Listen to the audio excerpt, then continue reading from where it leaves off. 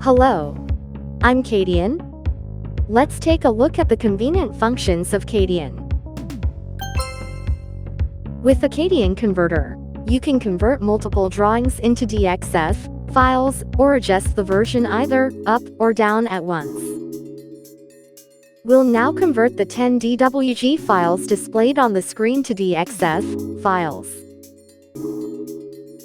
Execute the INTELLICONVERT command, or click on the File Converter option from the drop-down menu under File.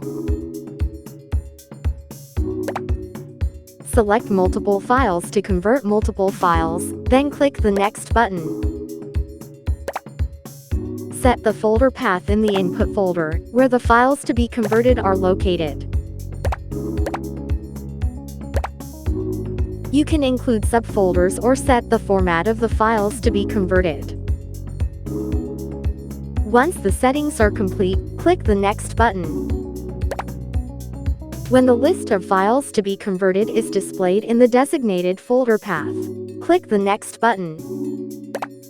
After the conversion, you can set options like the Save folder, Conversion version, File review and error correction, and Backup file creation. We'll create a new folder for saving.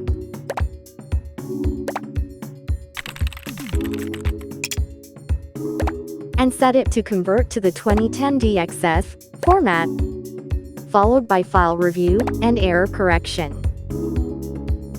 Once the settings are done, click the Next button. The conversion takes place, and the results are displayed on the screen. Click the Close button. If you check in the File Explorer, DXF files with the same names have been created. If you open one of the DXF files, you can verify that it has been saved in the 2010 version you set. We used CADian's INTELLICONVERT feature to convert the drawings. If you have any questions about CADian, please contact us on the website or via email. Thanks for watching.